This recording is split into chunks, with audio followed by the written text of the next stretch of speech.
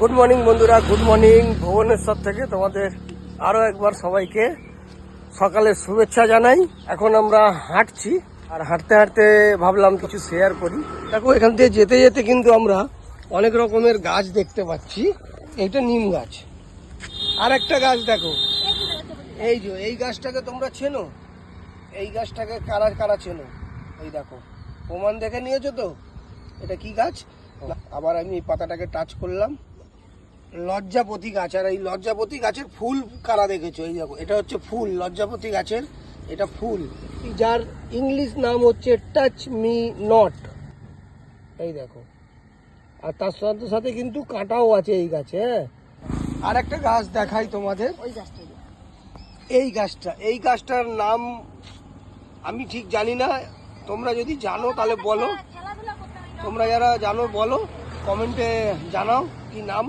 তবে এই গাছটার গুণ কি আছে আমি একটু বলি।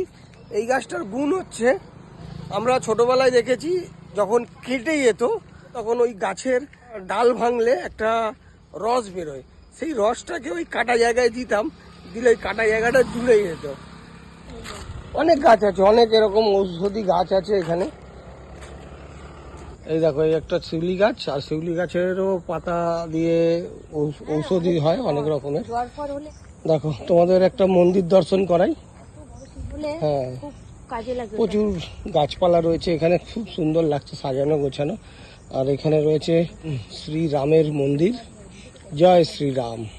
চলছে আমাদের হাসি মজা, তার সাথে সাথে চলছে ব্লগ। কত সুন্দর লাগছে তোমাদের সঙ্গে এই যে প্রাকৃতিক সৌন্দর্য শেয়ার করছি। আর এরকম প্রাকৃতিক সৌন্দর্য দেখলে আমার মন কিন্তু সত্যি বলছি খুব ভালো হয়ে যায়।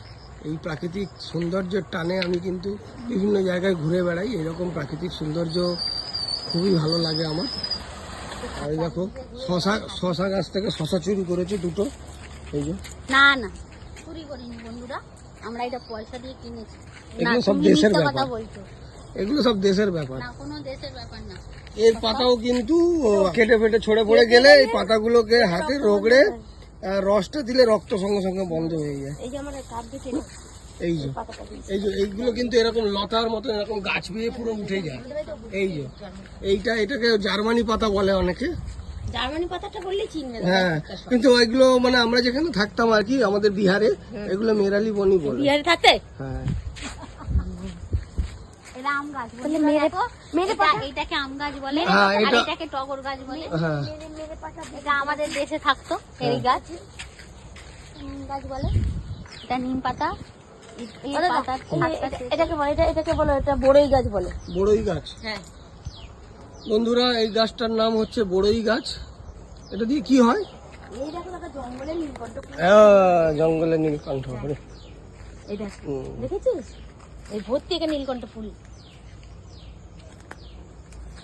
এখানে কিন্তু সত্যি কথা, একটা প্লাস্টিক নিয়ে বেরোলে অনেক ফুল কালেক্ট করা যায়। যেটা আমাদের কলকাতায় সবাই করে। এই যে ইনিও হাঁটতে বেরিয়ে ফুল চুরি করে লোকে। হাঁটতে বেরাইও না বন্ধুরা, ফুলও চুরি করি না। এখান থেকে নিলে কেউ কিছু বলবে না, কিন্তু আমাদের ওখানে অল্প অল্প জায়গায়, সীমিত জায়গায় সবার ঘর বাড়ি, তারা ছোট ছোট গাছ বসায় তাদের নিজেদের দেওয়ার। বন্ধুরা, এটা হচ্ছে সেই চালতা যাকে আমরা বলতাম রাজার ছেলে ভোম্বল দাস খায় খোলা তার ফেলে শ্বাস। কোন ফল? চালতার খোলাটা ফেলে শ্বাসটাই খায়। তো বন্ধুরা, বৃষ্টি পড়ছিল বলে আমরা দাঁড়িয়ে গেছিলাম ওইখানে চায়ের দোকানে আমরা দাঁড়িয়ে গেছিলাম। এখন বৃষ্টিটা কমতে আমরা বেরিয়ে পড়েছি, আর এই ছেলেদের জন্য টিফিন নিয়ে যাচ্ছি। আমরা একটু চাটা খেলাম। বৃষ্টি পড়ার পরে যে সবুজের সৌন্দর্য, সেটা তোমাদের একটু দেখাই। এই দেখো, বৃষ্টি এখনো পড়ছে আর চারিদিকে সবুজে সবুজ। বৃষ্টি পড়লেই সবুজের ঘনত্ব বেড়ে যায়, দারুণ লাগছে। মানে এটা এক কি বলবো, মানে বলার ভাষা খুঁজে পাচ্ছি না ভাই। এত সুন্দর লাগছে, এত সুন্দর, মনকে আমার মুগ্ধ করছে, দারুণ লাগছে। মানে এই বর্ষায় কিন্তু বলে যে রূপ, আসল রূপ, সেই রূপটা কিন্তু খুলে বেরিয়ে আসে, একদম ফুটে ওঠে, একদম আসল রূপ খুলে ফুটে ওঠে। এখন তাড়াতাড়ি যাচ্ছে বৃষ্টি পড়ছে বলে। দারুণ লাগছে, ঘন জঙ্গল। বন্ধুরা এগুলো কি বলতো, এগুলো হচ্ছে পিঁপড়েদের কলোনি। দেখে বোঝা যাচ্ছে এই যে পিঁপড়েরা ঘোরাফেরা করছে, আর ওই যে ছোট ছোট ছিদ্র আছে ওগুলো ওদের হচ্ছে প্রবেশদ্বার দিয়ে ওরা যাতায়াত করে নিজেদের কলোনিতে। এখানে দেখো পুরো অনেকগুলো টাওয়ার বানিয়ে ফেলেছে, এরাও এখন কিন্তু মাল্টি স্টোরেজ বিল্ডিং বানানো শিখে গেছে। একটা কলোনি বানিয়ে ফেলেছে পুরো টাওয়ার দাঁড় করিয়ে। এইটা একটু বোধহয় আলাদা সোসাইটি, এটা একটু দূরে রয়েছে, পাশের পাড়া। এরাও কিন্তু টাওয়ার বানানো শিখে গেছে। বন্ধুরা বৃষ্টি পড়ছে আর আমরা বৃষ্টিতে ভিজতে ভিজতে বেরিয়েছি, ছাতা একটাই ছেলেদের কাছে রয়েছে, আর আমি বৃষ্টিতে ভিজছি। যদিও খুব জোরে বৃষ্টি পড়ে আমি ছাতার মধ্যে চলেই যাবো, তিনজনই ভিজবো, আর কিছু করার নেই। এমন জায়গায় এসে গেছি পুরো ভিজতে। এই ওখানে দাঁড়িয়ে যাবি নাকি? এখানটায় খুব জোরে নেমেছে, দাঁড়িয়ে যাই, কমে গেলে তারপরে আবার এগোবো, দাঁড়িয়ে যাবো, কেন এরপরে অনেকটা রাস্তা। এই প্রাকৃতিক সৌন্দর্যকে উপভোগ করতে আবারও বেরিয়েছি বন্ধুরা, ভিজতে ভিজতে দারুণ লাগে। এনজয় আমাদের সাথে, তোমরাও এনজয় করো আমার ভিডিওর মাধ্যমে।